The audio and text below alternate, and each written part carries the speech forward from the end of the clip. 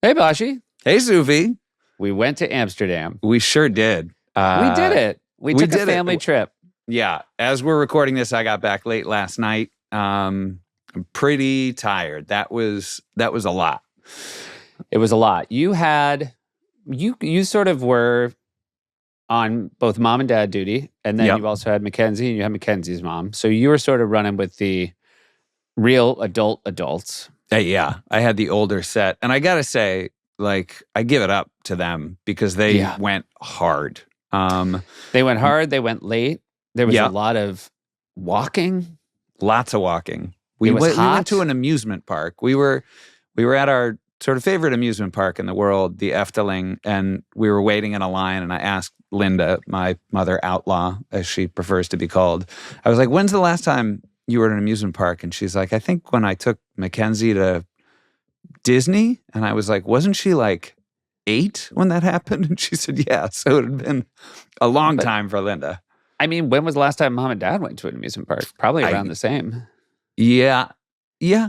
Probably. I mean, there's a why very would easily defined reason for why you stopped going to an amusement park.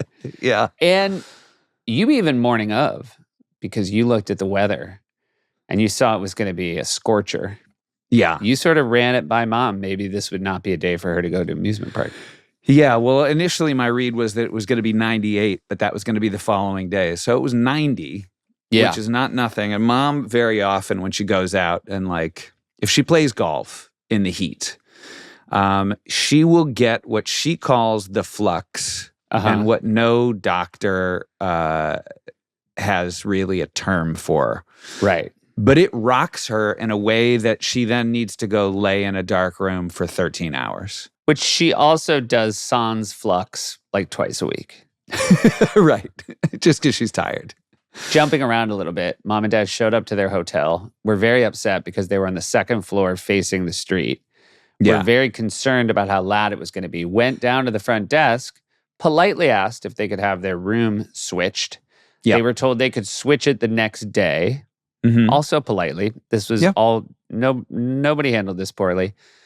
And then mom and dad, their first night, slept 13 hours and didn't hear a sound. 13 and a half. Yeah. 13 and a half. And so then to their credit, they went down to the front desk and said, hey, I think we might have overreacted. Yeah.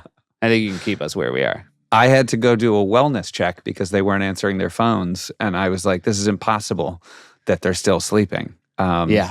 And had the front desk call up, and that was their alarm clock that day. And what does she call it when she goes more than 12 hours? The cycle. She slept for the cycle. She slept for the cycle. And she's like, that's more than the cycle. More than the cycle. Ash and I, we rolled in 7:30 in the morning. We touched down. And Ash had only slept about 3 hours on the plane. Part of that was we boarded at 6:30. That's way before his bedtime, and he was all hyped up. He's excited about taking this trip. Sure. He pretty thrilled at the idea of watching Thor Ragnarok. Yeah, well, who wouldn't be?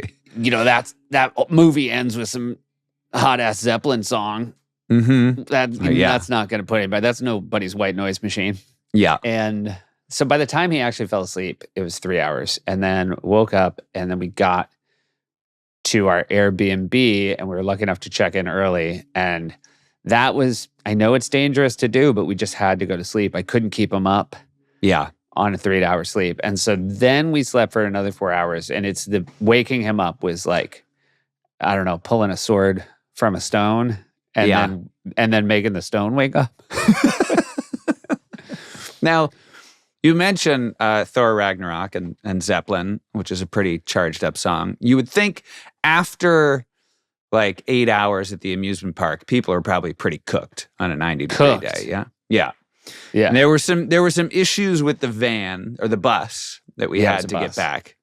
It wasn't there to get us when we got to the parking lot in the blazing sun to get in and get back. So we had to wait maybe another half hour. This is the thrilling thing about Northern Europe in the summer. We left the amusement park. We took a bus with a lot of people, friends and colleagues from Boom Chicago.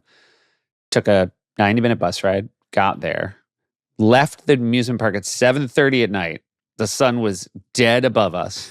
Yeah, 7 is the hottest it is during the day. All day. It was Yeah. 90 degrees, and it literally walked to a parking lot where we expected to see a bus. There was no bus. There was no shade. Dad basically said, if we have to walk 100 yards to the bus, I'd rather just die here. Yeah. He sat in the shade. He's like, well, if you guys want to go there wasn't a lot of shade where he sat, but he took a good shade spot. And he's like, this is where I'll be. You come get me. Yeah. But so people are pretty beat up after a day out at the park. And so we get on this, bus eventually. And also you had left some stuff on the bus as we were all told we could do. And then that stuff wasn't there because it was a different bus. There was some mix-up snafu, and we were going to get it sort of dropped off halfway home. But on that bus ride, when people are pretty beat up, it's very quiet.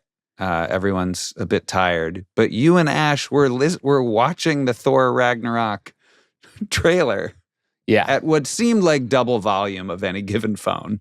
Yeah.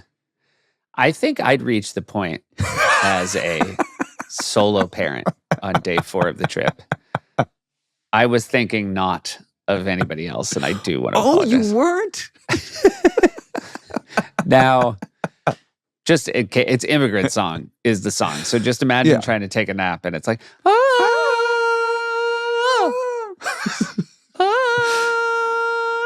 Not only that, the ice and snow. It's very kind for you to say that was the only one we watched, because we basically were going in order through the Marvel catalog, watching one after the other. Yeah. Now, by the way, though, this is the thing. And again, we have so much to talk about with this trip. We really do. And the fact that we're drilling down on the bus is a huge... I think we stretch it out over a couple intros. Yeah. So, the Dutch are wonderful people. They also, when it comes to just customer service, there's not a lot of apologizing when things go terribly wrong. Right. So, you rent a bus, it's no small thing, and the bus isn't there. And then the bus is an hour late. And then they show up and they say, this is actually a different bus now. And we say, we left stuff in the hold of the first bus. They told us it would be there. And they're like, yeah, it's a different bus now.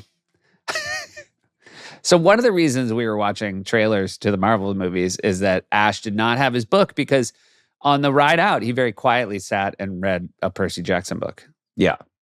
Yeah, so I was impressed. A lot of the children... Like, there were a lot of sort of adult things that were going on. Our friend Jill Benjamin, her kids were there, Jackson and Josie May.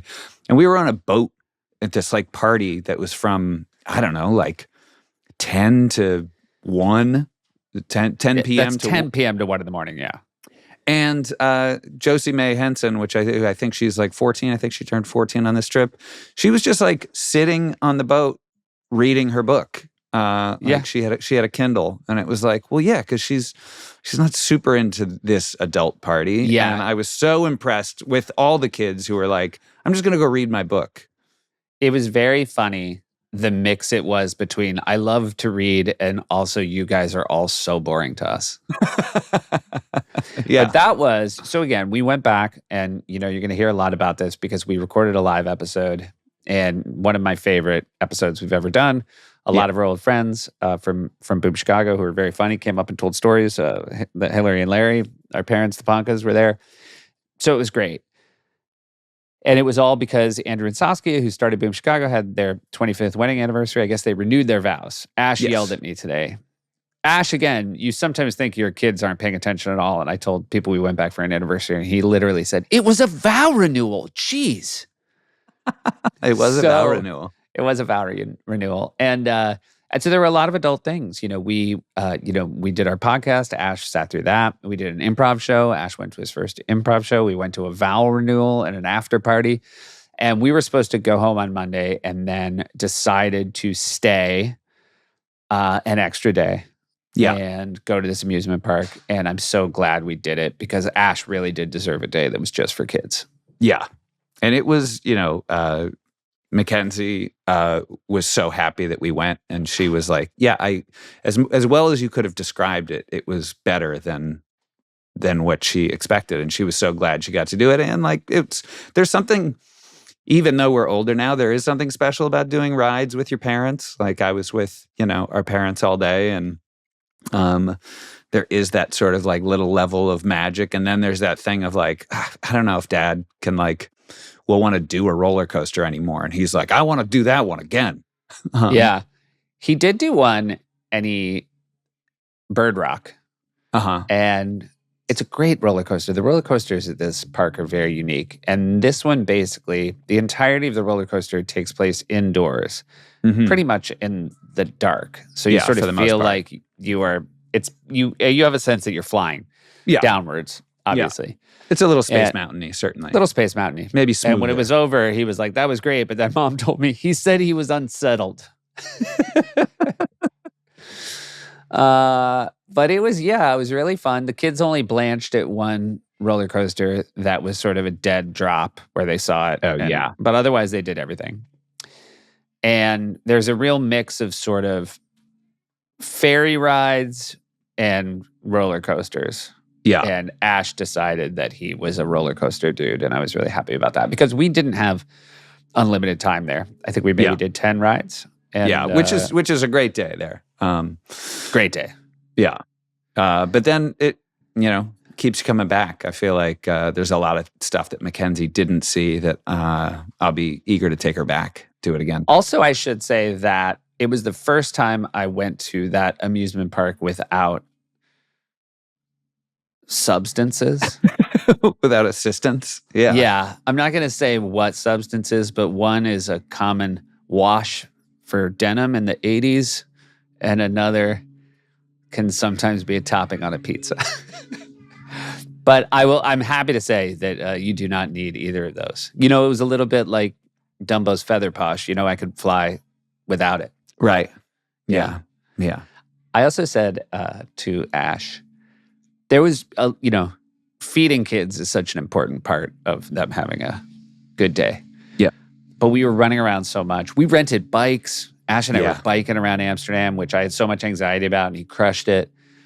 And I said to him, you just have to tell me when you're hungry. And we were just walking in that amusement park, and all of a sudden, at one point, he literally just turned. He was like, I need to eat now. And so the second to last ride, I skipped. You guys went, and I just ran and got him a burger. And I've never seen him eat a burger faster than that burger.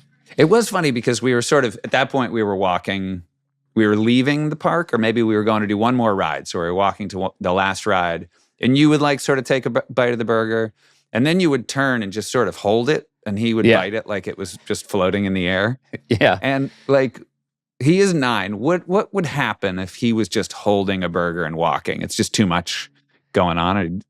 Neither of my boys can do a second thing. Could Ash stand there and eat a burger? Yes. Could Ash walk to the next ride? Yes. Could Ash walk to the next ride while eating a burger? No. It's like I think I told you during the school recital this year, Axel, like, we have a video of him. Like, he can sing, like, Here Comes the Sun, but when he does the hand motion of the sun coming up, like, you just watch his whole face go slack. Yeah. Like, the notion of either of them one day playing piano and singing at the same time is... Speaking of Axel, camp. He's at camp today, and he's the prince in The Princess and the Pea. So I look forward to reporting back as to whether or not he nails his lines. Yeah. Oh, I'm excited. I wish I could see that. I think you're right. We should just continue. This was the most family trip you and I have been on since we've started this podcast, Family Trips. Yeah. It was three generations of Meyers. So it was a lot. It was great. There's a lot more to tell. And then there's a lot of stuff that we go through sort of in the live show, but we did the live show semi early in the trip. So there's plenty of things still to touch on. And we'll do that as we go. Very lucky. We have a very lucky group of friends out there. Yeah. All right. Well, we have a wonderful conversation with our friend Ty Burrell as well. And, oh man, this dude's. I like this dude a lot. Also, we're gonna say. I know we just keep saying we'll talk about it more. We had a really lovely moment. We did this live Family Trips, and we did one obviously in Brooklyn for a podcast festival, which was great. But this is the first time we actually sat in front of people that we felt like had listened to the podcast, and it was such a cool experience doing it in front of fans. So just in general, everybody out there who listens to the podcast, thanks so much. It's a very cool thing to have, to have a very personal podcast like this and to share it with people, then realize that they know your friends and your parents and your kids. It's cool. Yeah, agreed. All right, take it away, Jeff. Family trips with the Meyers brothers. Family trips with the Meyers brothers. Here we go. Ty. Hey. What's up, Ty guy? How are you? guys? We're great. Great. How are you? I'm good. It's been forever. I It's haven't been seen you in a long Ever. Ever. I feel like I first met you when you were doing a play that one of the Whites brothers wrote. Is that correct? Am I Yeah, just that's making that up? right. You Gotcha. were old pals with Judy, right? Yes, it was you Judy and Judy Greer. Greer. There Yeah. you Mhm. go. Yeah. Also Yeah. a guest on this podcast. So I'm Is sorry that that right? you were. I'm sorry you weren't the first person from that play. I'm sorry I wasn't the first person on the podcast. How are you, Ty? Really good. Yeah, That's really great. good. Up here in very mellow Utah. Oh, nice. Oh, I was going to interesting. say, Mellow, you're Utah. an Josh- Oregon boy, but Yeah. sort of your vibe right there is giving off some Oregon vibes. But I feel like Utah, that works for Utah as well. Yeah, I gave up. I gave up on the wet of the Pacific Northwest. I love it so much. Yeah. I still love it so much, but there's a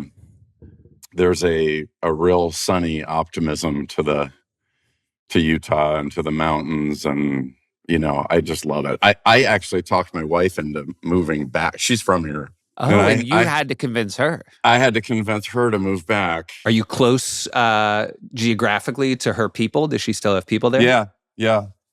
Very much. Tons of people. Yeah. Yeah. Very close to many people. Utah's known for many people. Yeah, it Yeah. is. And she was raised in the LDS church, and that community is very tight. Sure. But since then, my family has moved here as well. We I guess ironically, I don't know if it's not really ironically, but we have some bars here in Salt Lake City, and my brother moved down to help run them.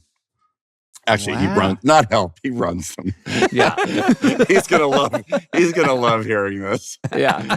Yeah, it's not ironic if you're like, he moved to run a bar. Yeah, it's pretty literal. It's pretty straightforward.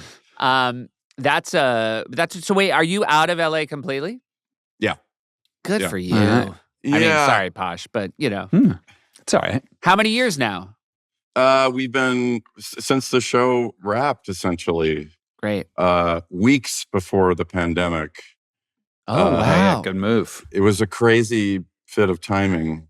We're very self-righteous about having not moved because of the pandemic. We always we very much lead with that. And I'm Um, assuming because Modern Family never took off, you guys are renting? yeah. I had an Airstream very close to Fox. Very close. Right. Move it every other day for straight cleaning. You have teenage, are they daughters? Do you have two daughters? Yeah. How do I do. they, so I'm guessing do they have any memories of LA, or do they just feel Yeah, like Utah's home? They feel betrayed. I think there's Yeah, a real okay. betrayal there Yeah. that we took them up to the mountains. There's nothing for them here, really. I was kind of convinced that I would, make them outdoorsy, but Too late. It was too late. Too They were late. out. It was Yeah. too Yeah. late. They just want to go to Erewhon and get that Haley Bieber shake. How long have you been in LA, Josh? 20 years, 20, 22, 23. Yeah. Yeah. Big bunch. Yeah. I have great affection for LA. In many ways, it feels like the greatest location shoot of my life. Yeah. It was just such a lovely place to be day in and day out. And Also, with Utah, I mean, it's pretty easy to get down here if you need to get down to good old LA. not according to my daughters, but yeah. Not easy enough. No. You need to buy him a Waymo and just say, just get in this car and it'll drive you there. I took a Waymo, last time I was down there. I just absolutely enjoyed it. I hope that's not a betrayal to humanity, but No, I mean, I really want to take one. I live a half a block north of where a Waymo will pick you up. So, I didn't know there was a range like that. Yeah, there's a range. And you just feel like that defeats the purpose if you have to walk to your Waymo? Yeah, I'm not walking. I mean, that's the whole point of robot cars is you don't have to walk to your Waymo. Right. Thank you. Yeah. I would not get in a Waymo. I'll just You would jump out and not? say it. No. Why?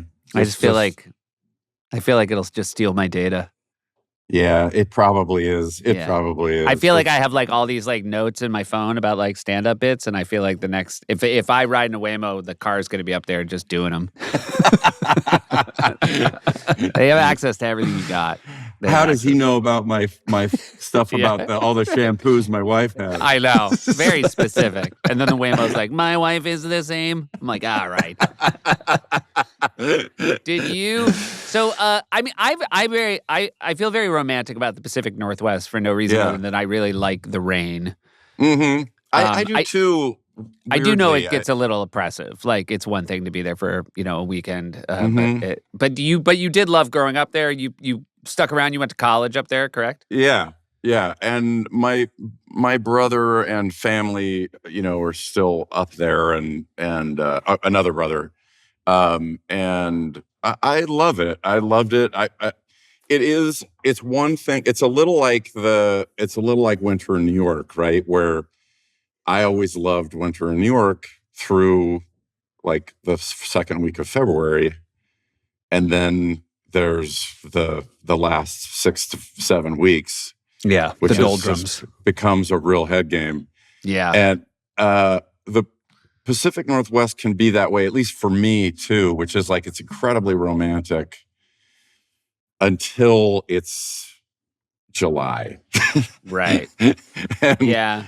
And It's like the long tail of New York winter. You're so right. When it's just kind of like slush. When the slush is holding out. dirty slush. And spring is coming, but the slush is like, we're gonna hang out a little bit longer.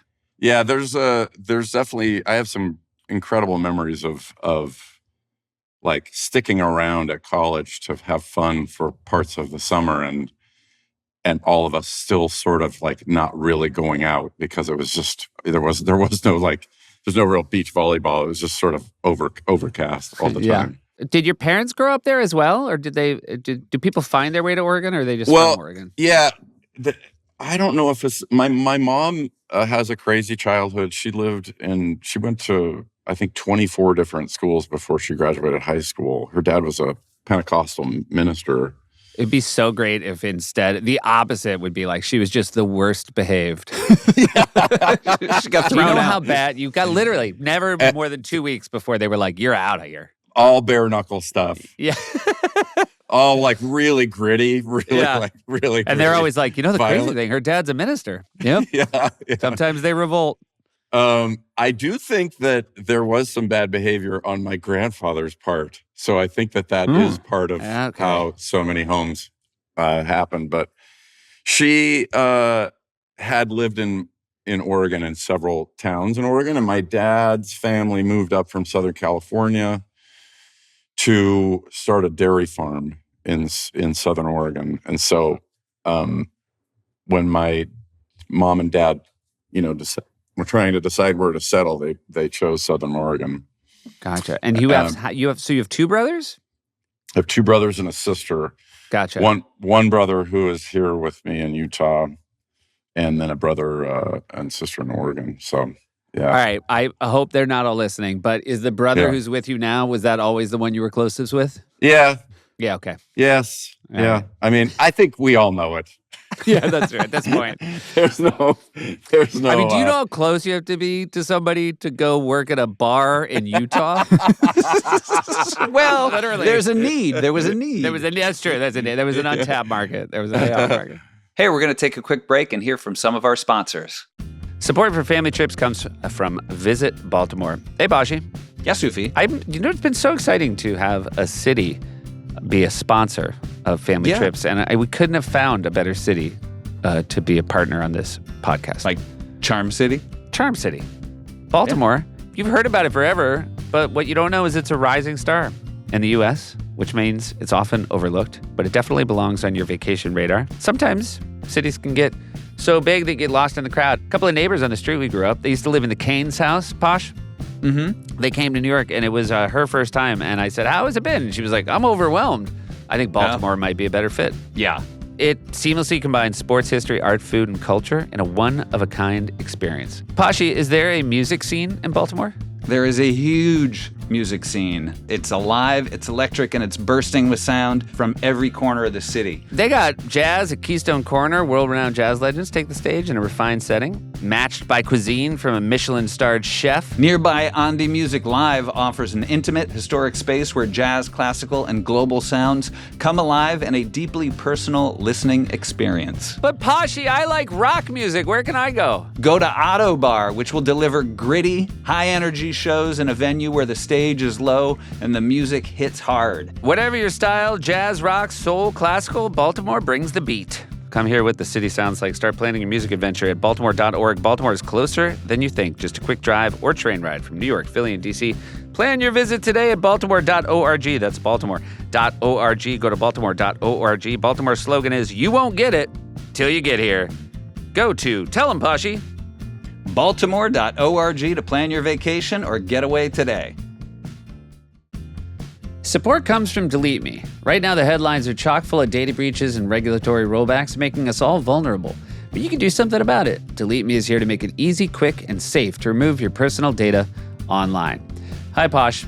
Hi, Sufi. Do you want an easier way to deal with data breaches? Yeah. You do, right? Yeah. Get DeleteMe. What's wrong with you? Yeah, well, I mean, nothing's wrong with me because I did get DeleteMe. And, I get these, quarterly reports. And they're so satisfying. The total time saved searching on my last report, 45 and a half hours. My total time saved removing my data from these websites, about 25 and a half hours. That's time that I do not want to spend going to websites like Florida Resident, who apparently had my information. And you know what I've never been, Suf? A Florida resident. Yeah, but apparently that's my stuff's on there. I've always said something, and I feel like you should start saying it too. The only thing I want to see breached are whales communicating with other whales. Yeah. Keep your hands off my data. Keep your breaches off my data. And keep your breaches are in for the whales. Oceans. Yeah. Another thing I feel like people should start saying is don't get too big for your breaches. Yeah. So take control of your data and keep your private life private by signing up for DeleteMe now. At a special discount for our listeners, get 20% off your DeleteMe plan when you go to joindeleteme.com/trips and use promo code TRIPS at checkout. The only way to get 20% off is to go to joindeleteme.com/trips and enter code TRIPS at checkout. That's joindeleteme.com/trips, code TRIPS. Here we go. Are you the oldest of the siblings? No, I'm second to youngest. My brother is youngest. And my sister was above us, and then we have an older brother who's, 7, 8 years older than me, and even older, as you might imagine, based on how time works, than my younger brother. Yeah.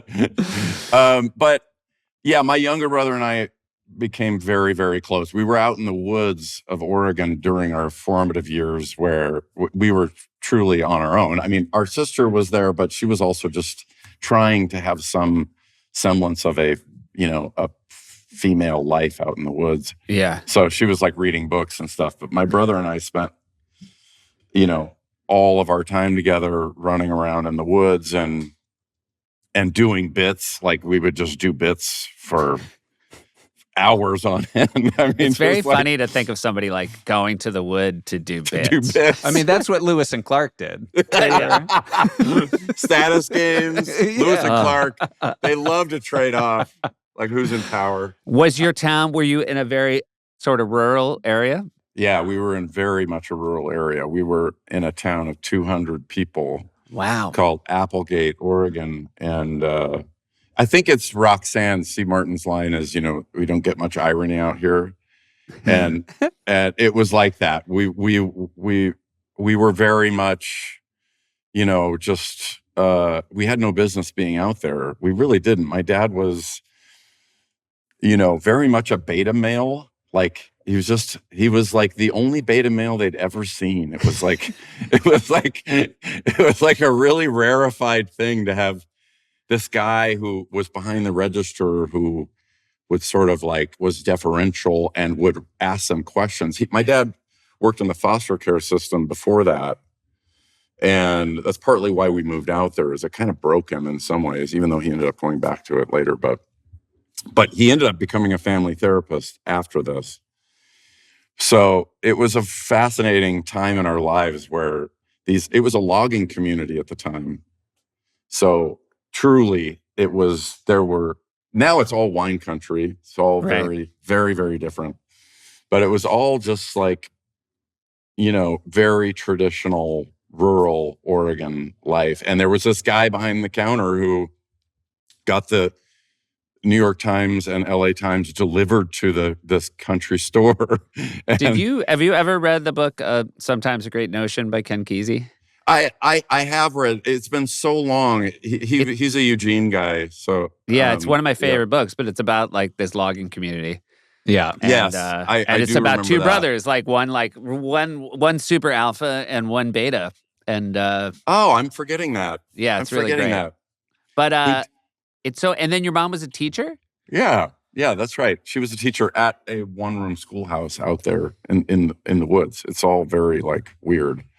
And yeah, it's so fun that I don't know. I guess there's still plenty of one-room schoolhouses. I don't know why I'm looking down my nose at them. Feels like you could get it done. You could get it done. I think it'd be a great time. I did. Yeah. I pulled up Applegate on Google Maps, and it does. You are in that sort of valley, but you're just surrounded by mountains on every side. It seems like. Yeah, and my understanding, I'm not an expert, but I believe that it's described as Neo-Appalachian or Appalachian because all the people from the Appalachians moved there because it was so similar. And all these families lived up those hollers. So each holler would have its own family. The Deckers lived up there. The Offenbachers lived up that holler. And it came with all the stuff of Appalachia. It's really funny. I didn't realize people would leave Appalachia to just look for a place that was similar to Appalachia. Like Appalachia. Yeah. I got to get out of here. Yeah. I got to get out of here. There's got to be a different holler. Let's go find a holler so far away from here. How did your father come by the country store? Did you work there as well? I did. Work is, that's putting it loosely. I shuffled around and ate candy. Our grandfather had a liquor store, and we kind of would work there when we'd go visit. He had a liquor store? Yeah, in Marblehead, Massachusetts. Wow. And, how did that work? It was great. People would buy it and then drink it, and then they would get a little. They'd have fun for a while, and then they'd get mean. But then they'd need to come back for more, and then their lives would fall apart, and then they'd stop drinking it. Yeah. And then new people would buy it. By the way, like before people were trying Utah, there was a lot of money in selling liquor in New England. But as kids working at a liquor store, was there any legal? No, we would do a lot of like recycled. People would return cans for the bottle deposit. Okay. We would put them in sort of cartons, right, Posh? Am I remembering? Yeah, we would do that. We would bag ice. Yeah, we did a lot of ice bagging. And then they'd give us like a price gun, and they'd be like, just go gun like all these bottles of wine or whatever. And then we'd get paid in scratch tickets. Yeah. So I think it was all. That's amazing. I do remember it was like hot, but where we worked was like by the ice machine, and it was kind of a nice, cool, although albeit a very dark, cool place to work in the summer. But I didn't hate it. Yeah. Was it? I don't mean this about your grandpa. I mean about the customers. Was there any sort of like melancholy to working at a liquor store, or was it actually pretty? It was pretty sunny? Good. It was pretty brightly lit, and Marblehead was sort of a nice sort of. It's kind of a classic looking New England town, and there was a bit of certainly in the beginning there was also a bit of a gourmet grocery store element to it. Like I feel like that's they had like a butcher at some point. Oh, wow. Okay. And then they pared it down, and eventually it was just a liquor store. But there were like the regulars that would come in that had nicknames. I remember there was a guy named Flycatcher because his mouth was always wide open. Yeah. There was some like Twitchy would come in, but so can I guess a Twitchy? Yeah. Big mouth. Turns out almost by the fact that you're a regular at a liquor store, it means you're not going to have a complimentary nickname. Then there was Romeo. Everybody loved Romeo. Oh, there was Rosacea. He was great. He was a great guy. Yeah. Oh, because he drank rosé? No. He drank bourbon out of a plastic bag, out of a paper. We had a town drunk in Applegate. Of those 200 people, it was all very like cartoonish in that way. Yeah. We had a guy who once every month would be passed out under the bridge, and didn't have a family, thank God. So it didn't have that kind of sadness. Right. It even at the time had a little bit of like, town drunk. Yeah. Yeah. Do you think ever a town drunk was upset when another drunk moved to town and they were like, I think and maybe that's why they're like, I got to find a different holler. Well, honey, my days here are over. Get your own bridge to sleep under. Get your own bridge. Get your own bridge, motherfucker. Hey, nobody told me we were here. So what did you guys go on trips? Yeah, we every summer we went on the same trip every summer, which was my dad. I don't know why my dad got to choose. I hope my mom also liked this trip. I need to ask her. She's still with us. But he took his 2 weeks. He loved going to the beach. So we took our 2 weeks, and he would he would get off work at like 5 from Children's Services in Oregon, and he would immediately come home, vacuum out the car, pack it, and we would drive to Newport Beach, California, which we did not have money or a beach house or anything. We had an aunt who had truly a shack near the beach, and he would drive all night. We would drive overnight, and he would get there, and he would take his chair out onto the beach and plop it on the beach. And he liked to paint, and he would bring his paints. And in the early days, he would bring, like a vat of screwdrivers, great, and a book. And then 2 weeks later, we'd leave. That was his thing. Except for one summer when my brother got out of the Navy and had gotten his first wife pregnant, and took my dad's 2 weeks, his only 2 weeks, to he got out of the Navy and needed an apartment, and we were holding his stuff, and he called my dad, and this is after telling the family that. Right. He'd gotten this woman pregnant, and, we were about to get married, and saying, hey, we need an apartment in San Diego. Can you bring the stuff down? And my dad was already, frustrated. Then he's giving up his only vacation. So we got in the van, just my dad and his best friend, Mike Broomfield, and our friend Charlie Broomfield, and my brother, who the aforementioned guy who kind of helps out at the bar. We got in the van on top of all of my brother's furniture. It's an old Ford van with no air conditioning in the back. It had one of those old like 70s vents on top. You know what I mean? Yeah. Like you would have on the hood of a car, but it was on top. So essentially to stay alive. But I mean, it was all an adventure. We laid underneath the vent on top of all the furniture, all the way to San Diego, which is where my brother got out of the military. And my brother, when we got there, and in my in my brother's defense, he was a total fuck up. He had done nothing when we got there, and he'd been there for a week. And my dad was out of his mind, furious. He and his best friend went. The first stop was I believe it was the liquor store for themselves. And then they started driving around with, this furniture looking for places for my brother, and sent him out, and he sheepishly was out looking. But that trip ended with, just a lot of fights and whatever. But the best part about that trip was that on the way home, after all of that, and just, my dad with, his head down essentially after missing his vacation, on our way home, I don't remember, I think maybe it's around Sacramento, there's on I-5, there's an off-ramp for Reno, Nevada, and my dad just went and turned, and we went to Reno, and we went to Reno for like 3 nights, and even his friend was like, we can't do that, like this is like, he had work to do, and it was, I don't know if it was a different time or just really, really bad fathering, but they literally let us out for 3 days. We had no parenting for 3 days. And the only thing they had in Reno, they only had the honeymoon suite. So we were sleeping with mirrors above our beds, these 3 boys. Great for masturbating, by the way. Yeah, of course. Well, it's like a bit of a tutorial because you know to see it. Yeah. You get so close with yourself.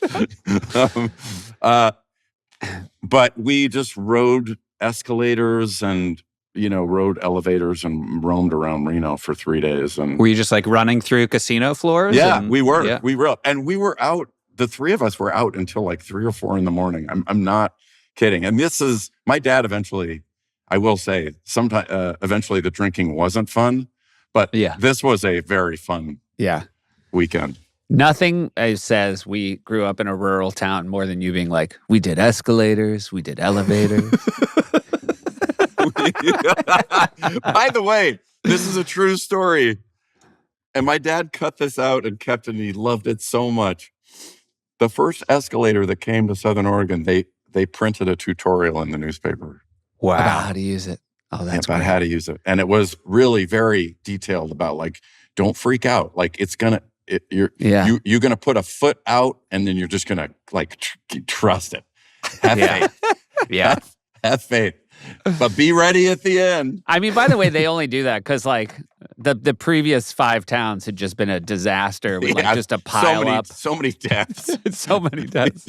So many people died. I can imagine, I think it's important to say at some point the drinking did become fun, but a vat of screwdrivers as a beach, I'm both like, oh, that doesn't sound healthy. And also I'm like, man, I'd like a nice ice cold screwdriver on the beach. That's kind of rad. Honestly, those memories, I know I'm supposed to say that those were traumatic memories. They just were not. They were like, he and his brother, which is really like how my brother, we had no like performers in our family. My brother and I learned about doing bits from he and his brother. Right. His brother is sort of at least local legend of a con artist. But they did his brother and their family were almost always with us on this trip. I should clarify. Yeah. And they would sit out there and drink those screwdrivers and just laugh. That's a good detail because now it's not just a dude alone.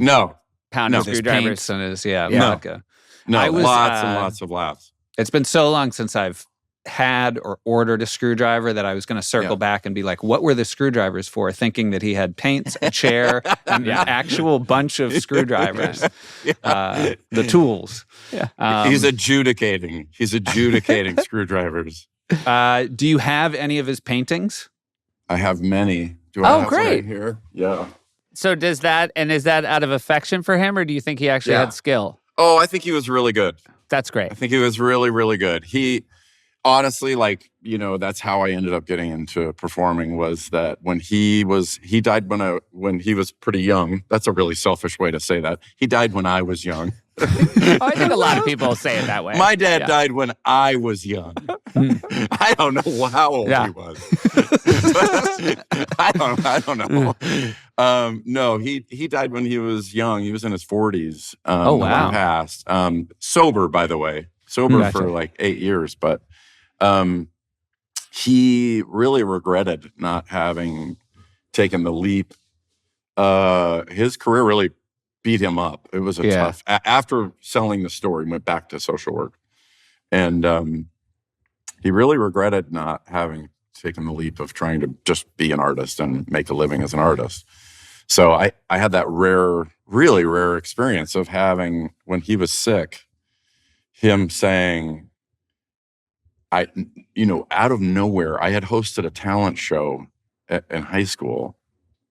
And my dad said, I think you should try being an actor. Oh, wow. And I mean, the opposite of what dads are supposed to say when they're leaving this earth is like, you should get a good job. You should really find some work and take care of your mom. Right. But he was like, I really think you should try being an actor. And I think he really wanted me to take that leap. And I was like, it was super cool. And I had no idea what that even meant. I mean, literally, we had lived out in the woods and nobody in my family had done anything like that. So I just was like, I winged it. I, went into a college Shakespeare class and sort of like stumbled around for a long time. But really, it came from that, from him, And by the way, that was a long way of saying he was really good. Yeah. He was really good. He was. Did he just paint like Newport Beach and the ocean, or was he painting from his mind's eye? He did both, and he started as an illustrator, and he sent illustrations. I'm gonna step real quick here and grab one. He sent stuff from the woods of Oregon to the New Yorker regularly, cartoons, and got just a steady stream of rejection. But he sent cartoons all the time. This was the beginning of a cartoon. Oh yeah. But it's really great. Looks very New Yorker-esque. Yeah, right. Yeah. But so real skills. Yeah, he was really, really good. And I actually loved his cartoons. He was a very funny guy, intentionally funny guy. I guess nowadays he would be unintentionally at his age. But he was a really funny guy. And so he started as an illustrator. He worked for McDonnell Douglas in Los Angeles, when they would draw how to put a plane together. Oh, wow. And I remember him always saying to my mom telling me now, but her saying that like he loved when he got to draw a hand putting on a bolt or something. Oh, wow. But hands he did are that. hard. Hands are hard. Yeah, hands Do are. you draw? If you like drawing No. hands, I remember taking like cartooning classes. That was Seth something I draws. really. Yeah. Okay. I mean, I never. It is, it's a craft. Yeah. And like, so, I mean, I think you have to have talent, but you have to treat it like a craft. And I did Totally. not. I did not quite love it enough to put that time in. Do you ever do the contest at the end of the New Yorker of like try to get, come up with the best line for the Our cartoon? father does. Oh yeah, yeah. Regularly. Yeah. He's like so angry that he hasn't gotten one yet. And I'm like, I'm sure there's tons of people doing it, but I think he does it every week. To your point, Seth, I have found it incredibly difficult. Yeah. like it's a real craft. Like I thought I was kind of going to roll in and. We used to do this thing on our show called Live New Yorker Cartoons, where David Remnick would come out and our cast would dress like the tableau and then deliver one line. And right. It's so funny because like putting a big show on it is like the opposite of what you should do to those. But I remember David Remnick going, I'm like, I bet I could draw a cartoon. And I drew a cartoon like Guy on Desert Island. I feel like they pick one of those every fucking week. Right. And then I showed it to him and he's like, eh. And I was like, oh, okay. Was it something you actually like considered for a moment? Of, like, I did. I put time into it. And I was like, I thought there was going to be this great TV moment where he was like, you got it, kid. And instead he was like, we see a lot of desert islands. We see a lot of desert island guys. You mentioned that you took a Shakespeare class. I did not realize, but I was looking over your credits today. You were on Broadway in Macbeth. Brief moment. I did not. I looked it up because I was like, I wonder who the cast was. And I mean, if it's not too traumatic to talk about, you were on a very short run in Macbeth. Famously short. I mean, honestly, there's the. It's not Sardi's, it's the whatever the opposite of Sardi's is. Yeah. Flardies? I think it's Flardies. Well, it's not a great play to begin with. Yeah. It's hard. But there is the restaurant in New York that I'm forgetting that has all the flops. Oh, got it. Yeah. I know what you're talking about. Is it not Sardi's? Maybe it is Joe Sardi's. Allen? I think it's Sardi's. Yeah. Well, Sardi's has all the caricatures. Okay, so it's Sardi's. Yeah. Okay. So it's Sardi's. And we're on that wall. We're on that wall. It was Kelsey Grammer playing Beth. Bless his soul. We got terrible reviews in Boston. Like, we should never have gone to New York. And so for those who don't know, you sort of do your previews in a city like Boston, which still has a theater crowd, but it's a good bellwether. Yep. Bad reviews in Boston probably isn't a good sign. Don't go. Don't do it. Don't do it. But he really wanted to get there, and to his credit, he gave us all a Broadway credit. He paid for that trip himself. Wow. It sounds like a field trip, but it was actually a full Broadway production. Yeah, he's probably still paying for it. Yeah, I was gonna say not cheap. It was not great. It was not great. It's so long now that I can't be offending anyone. The director had great success with this production in London, a guy named Terry Hands, and he tried to recreate it to the moment, which is great for art. Yeah. You always want to try to recreate every great moment you've had in your past. I think you guys both started in improv. It's like Seth trying to draw a desert island. It's like, Whenever, it's always, when you say that, I always think of the second time in Annie Hall where Woody Allen's trying to chase the lobster around with like a different woman. It's the snowball fight in Groundhog Day. Yeah. Right. We figured out pretty quickly that like the notes were so specific. Oh, yeah. That it was like, this other actor who was far more talented than me clearly like raised his hand and waved and turned to the right. And, so you were like, it was like choreography as well. It was choreography. That's a disaster. So you got a bunch of mannequins, on Broadway. But we got to be on Broadway for 2 weeks. So it was really fun. Had a great time. That is, it's a good reminder that like sometimes, the joy of doing a show on Broadway, they can't take that away from you. Even though they can't. They can't. It was awesome. And they tried. It should be noted they tried. They gave us every opportunity. Hey, we're going to take a quick break and hear from some of our sponsors. Support comes from Soul. What's up, Pashi? Well, sometimes you just need a little something. Tell me more. Well, you need something in the middle of the afternoon to maybe help you get through the rest of your inbox, or maybe you need something at the end of the day to make your evening more enjoyable, and that's where today's sponsor, Soul, can help. Soul, they've got drinks, they've got lovely canned beverages, and they also make these gummies. They've got a little something in them. They've got a little THC in them, and, depending on your mood, they've got different amounts of THC in them. Soul is a wellness brand that believes feeling good should be fun and easy. Soul specializes in delicious, hemp-derived THC and CBD products designed to boost your mood and help you unwind. Their best-selling out-of-office gummies are designed to provide a mild, relaxing buzz, boost your mood, and enhance creativity and relaxation. One of my favorite things about these Soul gummies is they come in 4 different strengths, because you don't always want to, go pedal to the metal, so you can find the perfect dose for your vibe. You could choose from a gentle microdose, a perfect buzz, a noticeable high, or a fully lit experience. Posh, though, I don't want to jump in and harsh your mellow your vibe or whatever you say. You're a vegan, Posh. Won't that be a problem? Not here, man. These things are totally vegan. Yeah. Wow. A lot of gummies. It's gross to think about, but a lot of gummies have lots of animal stuff in them, but not souls. Like their dreams? No. Well, maybe. Depends on your perspective. But yeah. Bring on the good vibes and treat yourself to Soul today. Right now, Soul is offering our audience 30% off your entire order. Go to getsoul.com and use code TRIPS. That's getsoul.com, promo code TRIPS for 30% off.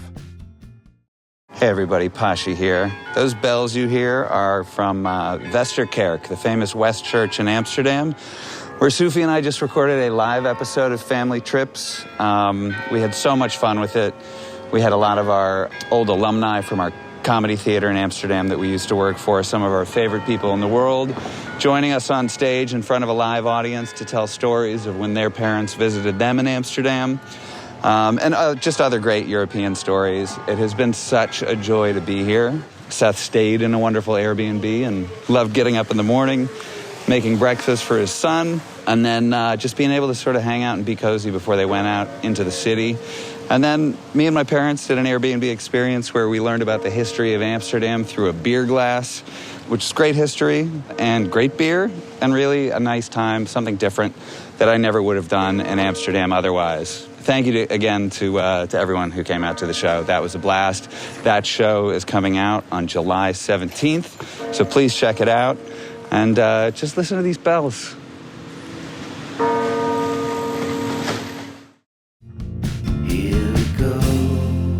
Were you, when you were on that long drive to Newport Beach, were you, did you have anticipation? Was it something you looked forward to? Oh, absolutely. Great. Absolutely. Were you guys road trip people? Like, were you car trips? And you guys are from New Hampshire? But we used to live in Michigan, and we would drive to where my mom grew up in Massachusetts. And then we would take trips. We would a lot of times I feel like we'd fly to the East Coast and then we'd drive through New Hampshire and take sort of more outdoorsy trips before we lived in New Hampshire. Our parents live in New Hampshire now. We moved there when we were little boys. It's such a West Coast thing, that kind of like long road trip thing. But I'm sure it's just an American thing. But yeah, we loved it. We got so excited to drive all night. And I when we went down for the Olympics, he had bought the cassette of all the essentially the soundtrack to the music. This is 84. Yeah. Right. And it was like Mannheim, whatever, Steamroller or whatever, had done the national anthem and a variety of dun dun dun dun dun, you know, it's just terrible. It's really bad. I don't think modern kids appreciate. I mean, again, I know because I've got them, and my kids have been around during an Olympics, and we're never like, let's just sit down and watch 8 hours of sports we never watch. But that 84 Olympics, was. I mean, I was so excited in the lead up. Yeah. I was so excited. And we had a poster. We had a framed poster in our basement of the 84 Olympics that was like in this weird little sort of perfect spot for a poster. And is a poster for the Olympics, like, is it a variety of sports or is it just the rings? It was, and like, I will tell you, it was a woman's legs and they were running. And it was like waist down. So as a child, and pretty short shorts. Yeah. That's why Josh, to this day, is only into waist down. Waist down stuff. I don't really want to do upper body stuff. I don't know what goes on. When he up got there. married, he made his wife wear a full hat, a veil that went all the way down to her belt. He liked to pretend that it doesn't exist. Wait, did you go to events when you went to the Olympics? We did. We as I mentioned before, we didn't have a lot of money, so we bought the most affordable tickets you could get. So we went to two events. One was team handball, great, which we didn't know was a sport. I think some of the teams didn't know. They were just like just hitting the ball around, and they were like, "Oh, okay, you guys are keeping score, all right." And you're with me? Okay, we're together. Okay. And then what about with our feet? Can I run? Yeah, definitely. That was hilarious. That was the event that I got to go to because they had to split up. We had 4 tickets total, so 2 of the kids got to go to that. 2 went to the first day of track and field, which is like all the preliminary stuff, which sounded glorious. I've said this before. Alexi and I went to, via NBC, we went to the Vancouver Winter Olympics. And by the way, it was great, but when you go to ice skating, like figure skating, pairs figure skating, right. You don't realize that the people going first are never going to medal because they're not doing hard enough tricks. I know they're not called tricks, but so you're watching them, they finish and you're like, that's the best. They're the gold, baby. There you go. And we were here for it. Yeah, you know, And they didn't say the Peruvians could win the gold in figure skating, but those two. And then as it goes on, you just realize there's a lot at the preliminary level. There's a lot of people who are just basically they're very just happy skating. to be there. They're just skating. They're kind of They're like just you. skating. They're kind of like you on Broadway. They're like, we're not gonna look. This isn't gonna go great. yeah. I'm not sure even where to stand, but oh, that's awesome. But that's cool. So- It seems like you're, this seemed like your parents wanted to give you guys experiences. Yeah, they did. They did. My dad, and my mom were very adventurous, and honestly, my mom now she goes everywhere. She travels. She's a real inspiration. She's 87. Oh my and goodness. She's headed to Eastern Europe for the holidays, and my brother and I were, trying to figure out if we could go with her. She's still getting around pretty well. Does she travel holidays? solo or does she travel with friends? Christmas. Oh yeah, sorry. I was like, what? It does seem weird. And- Well, and I she know what the holidays are, but that's so far away.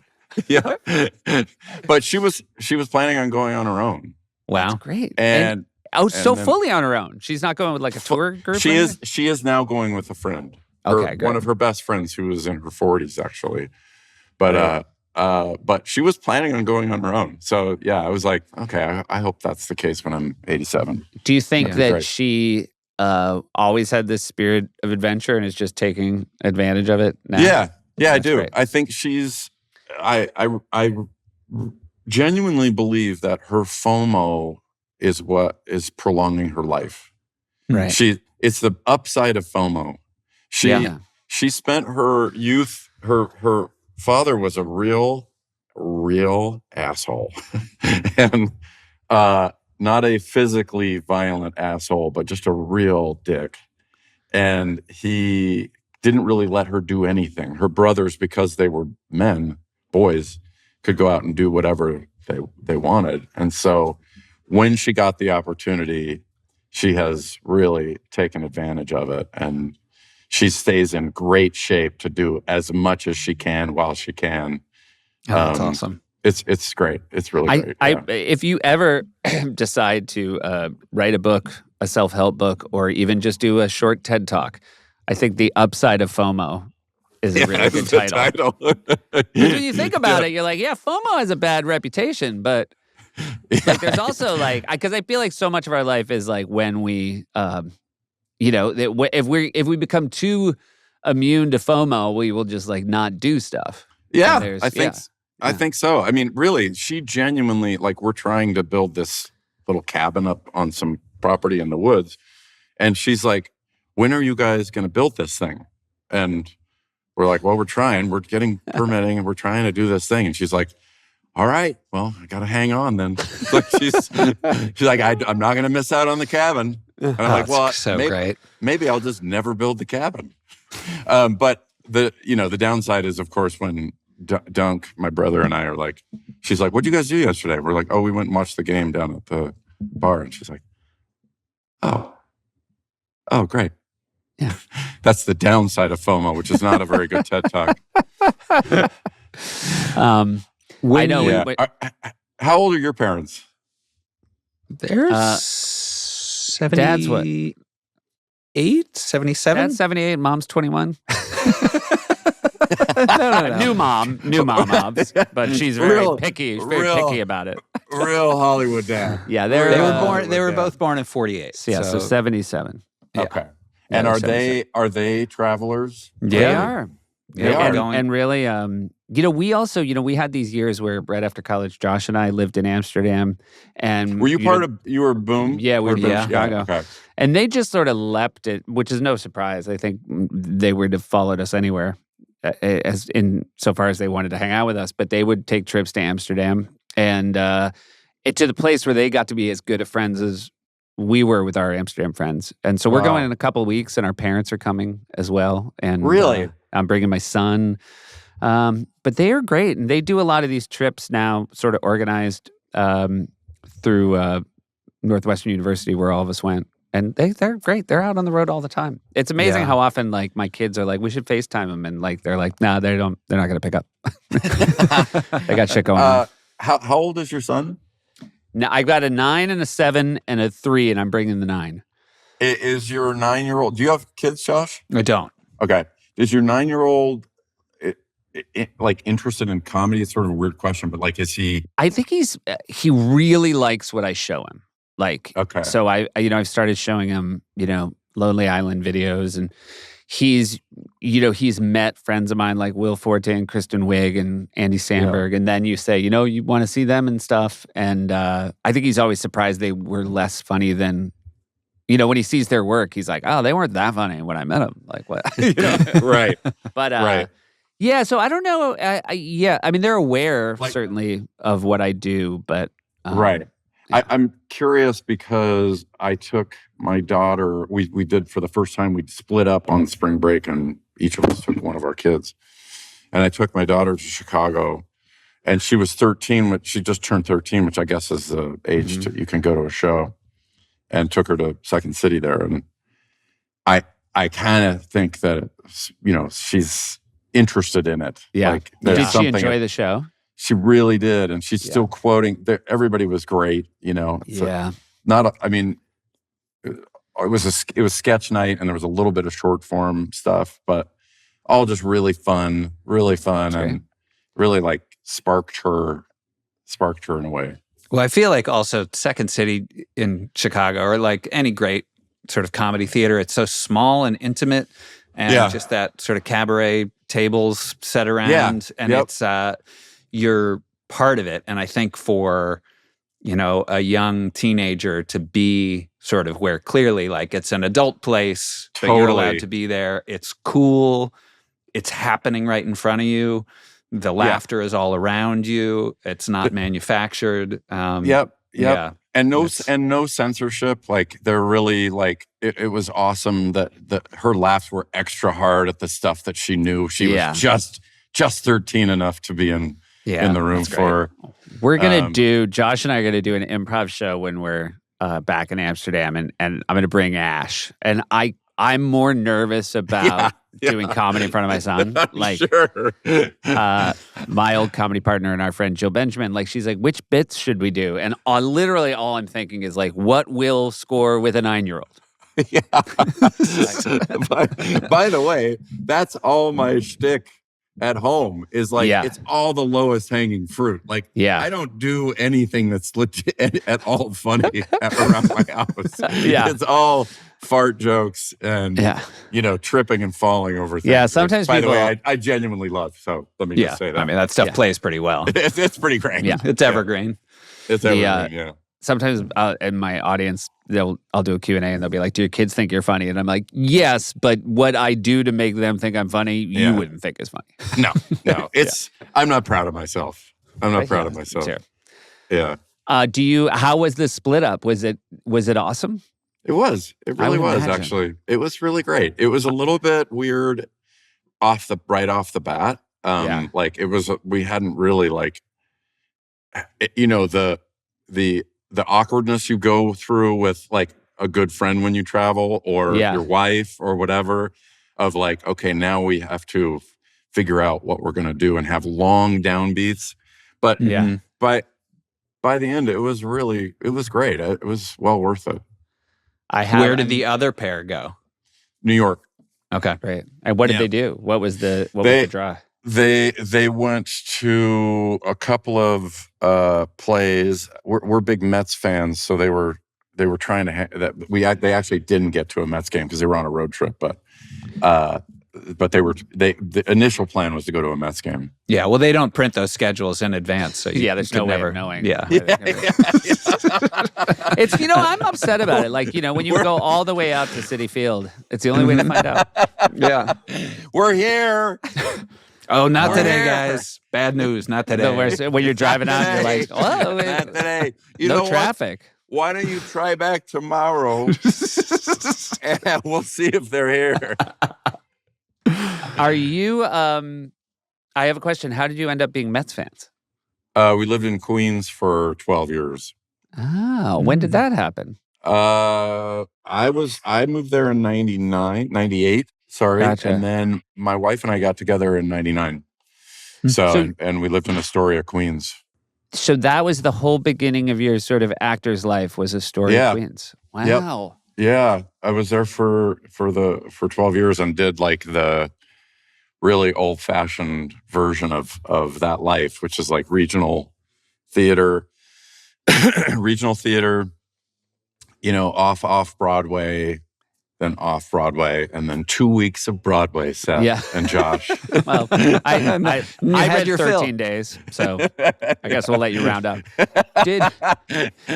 So I remember I saw it with Josh in LA. It's one of my favorite. When I think about like movies, I really enjoyed the experience. Dawn of the Dead, which is just fantastic. Wow. Gosh, zombie I love that film. movie. Yeah. Sarah Polley, right? Yeah, Sarah in it, not directing. Zack Snyder directing. Great. And but she was awesome. But I guess that's a movie where, I think it's the first time as your later work, as you became more prominent, I always remembered you from that. But I guess that's a movie, you just go out and do that movie and then you're just right back to, Astoria and your family. Right back in Astoria. And just my wife and I, and my wife carried us for years. She worked in real estate finance at Credit Suisse in New York and paid the bills for 5 years. And it was that classic thing of like, go out, not really regional stuff at that point, but I would do like an episode of West Wing or something and then come back and just be unemployed for a long stretch and just grind. I mean, in retrospect, they were great times, but of course. And when you know the ending, it's great to know. But doing one episode of a show, I always find that like walking back to your car once you've wrapped is one of the weirdest, loneliest things because you're sort of like, you wave and they might clap you out on set and then you just go get your stuff and then you're walking away and sort of then there's no one. Then you're just... And you can hear them clapping somebody else off as you're on your way to the car. Yeah. Did you, so when you met your wife, obviously, so she's in a whole different world than you? Was she? No, she was an actor. Okay, gotcha. She was an actor. Smart. We met. She was. She was a smart actor. She was one of those actors with more than one skill set. We met doing theater in D.C. Oh, great. Excuse me, at the Shakespeare Theater in Washington, D.C. And at many junctures in my failings as an actor, we've sat down and tried to put together a list of like other things that I could do. And luckily there's been nothing. I literally have no other skill sets. And she agrees. We've been like, well, what if you like tried to, woodworking or something? And she'd be like, no, you'd be great at that. Yeah. You lose a couple digits. Yeah. But no, she was climbing that ladder very quickly and jumped out right before 2008 when everything kind of fell apart. But she carried us. I guess when did Modern Family premiere? What year? That was 2009. So I was kind of the trajectory was sort of like lots of guest spots and then a movie here and there and a play here and there, and then I got onto a couple of TV shows that made it about a season. Right. And it's just so hard to communicate to, like, occasionally somebody will ask, to talk to like young actors. And it's such a hard thing to communicate about just getting lucky. Like, get lucky? Like, because the other shows nothing happened. Like, right. And they had people who wrote them and created them who wanted big things for them and thought they were going to work. And they were great. And honestly, I genuinely think that the shows were good. Yeah. Well, that's the thing. You just realize, everybody works just as hard on the ones that don't work. Yeah. Except for when you mailed it in for Macbeth. I deserve that. I deserve that. I will say, man, do you sometimes think like, again, both luck and I feel like you also had the good fortune of it went in the order that by the time Modern Family rolled around, your level of appreciation must For have sure. just I was been- in my 40s. I was Yeah. in my 40s. I also don't think it would have gone well just in general if something like that had happened when I was in my 20s. I was, Yeah. just a dipshit. I'm still a dipshit, but I always, I started, SNL when I was 27, and I often think like, if it had been 21, I think it would not have been a good thing. I think a little maturity was helpful. Were you guys always doing improv? Like from From college. Yeah. college? Okay. Yeah. And what were you both at Second City? No, neither of us. We both were Yeah. Boom Chicago. So we started in Meow, the Northwestern Improv troupe. Yeah. And then Boom Chicago was sort of modeled after Meow. Okay. And so we both moved there. And then I always thought Boom Chicago was connected to Second City, but it's No. not. we it was did more- swaps. Yeah. They did swaps, I feel like after we were there. But Okay. It was more that they were Chicago guys who appreciated that the right city could support an improv theater. And even though the Dutch government had their doubts, they have, they're 30 years into it, which is pretty amazing. Yeah, it's crazy. So many people have come through there. It's the best. I have so much admiration for improv. I've always tried to get as like stolen valor. I like to get as close to all of my best friends in LA or at UCB. Yeah. And I just love being around them. And then it's like, I don't want to get up there. No, I'm terrified. It is. terrified. So I was in Austin, and a friend of ours from Boom Chicago, Dave Buckman, has a improv theater in Austin called Cold Town Theater. And I was there for this TV festival, and he said, "Hey, would you come by the theater?" And I was like, "Of course." He goes, "Do you want to improvise with us or just do monologues?" And I was like, "Oh, buddy, I can't improvise anymore." Like, I'm just like, I don't got those skills, but I'm happy to tell some monologues. But it was a lovely night. It's a fun community to be around without the burden of having to actually do. It's so great. And they're all, Josh, do you still improvise? Here and there. Yeah. Well, it feels like there's a fitness to it, right? Like, Yes. my friends are still in shape and they don't seem to be traumatized by it. But like the couple of times that I've improvised with them, I don't think I've slept the night before. It really it cost me that much. Like, yeah, I would say my kingdom for a weekly slot at a theater would be great because right. Yeah, because then you do work that muscle out. And, when we do this show in Amsterdam in a couple weeks, I'm nervous for that already. Right. So, right. Yeah. Yeah. I know UCB has gone through a lot of changes, but my good friends there are now at once a month. And I think it already has been, tougher than once a week. But yeah. This has been absolutely wonderful. Before what we a let pleasure, you go, guys. you have to go through the speed round. Okay, also, great. we a shout out that you're in the podcast biz now. Scripted podcast. Scripted Yeah, podcast The Good Life. game. Loosely based on your real life story, I want to say. Loosely based on that. Yeah. Colton Dunn, Boom Chicago alum. Yep. He's awesome. And Jennifer Gardner. Also, some people who have been on this podcast who are in yours. Jillian Bell. Yep. Paula Pell. Amber Ruffin. Yep. Ego. There you go. Bobby Moynihan. Bobby Moynihan. A bunch of super funny people who just made it way, way better. Way better. That debuts on July 3rd. So, thanks. Check that out. Excited about it. And here we go. The speed round. Okay. You can only pick one of these. Is your ideal vacation relaxing, adventurous, or educational? Adventurous. But not. Oh no, that's more than one word. Go ahead. What's your favorite means of transportation? Feet. All right. If you could take a vacation with any family, alive or dead, real or fictional, other than your own family, what family would you like to take a vacation with? The Riley Wilborns, our dear friends who we travel with every year. All right. Excellent. Jason Wilborn's a writer on Paradise. I don't know if you guys know. Oh, yeah. yes. Love Paradise. Oh, Show. well Yeah. done. Yeah. If you had to be stranded on a desert island with one member of your family, who would it be? Oh my God. My bride, my lovely bride, Good call. Very good. Holly Burrell. I did that right? Yep. Yeah, you did that right. Yeah. Especially And since she carried your ass for 5 years. you are from Applegate, Oregon. Would you recommend Applegate, Oregon as a vacation destination? Yes. for sure. Yes, Great. it's amazing. It's now very bougie, though. Just before. Okay. Yeah. Okay. Well, some people They now when say they take holler. vacations. They Holler. put ER, yeah. Yeah.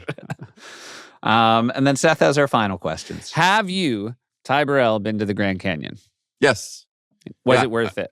It was. We rafted the upper section of the Grand Canyon, which was all told about 2 weeks. What the significant part of that trip is that I really talked my wife into going on that trip. And by the end of it, I was so traumatized by the rapids that I wanted to find a way out of the canyon. And my wife, it actually changed my wife. It changed her life. She fell in love with it and is now super outdoorsy. All right. Because of that trip. It was a wild thing. And I really was like, we need to get out. We have kids. We need to get out of here. Does she continue to do stuff that scares you? No, she's not really like an adrenaline junkie, but she really, really, really pursues being outdoors now. Oh, that's great. Which happened only 7 or 8 years ago. That's kind of great. awesome. Yeah. Anytime somebody can find a new thing later in life, because we know she wouldn't do woodworking. So, yeah. This has absolutely been a delight, Ty. It's so lovely. Thank to see you guys. Thank you. You too. Thanks. It's been a real pleasure. Enjoy the rest of the wonderful Utah day you've got coming up. I will. You too. All Not right. in Utah. Don't come to Utah. Family trips with the Meyers brothers.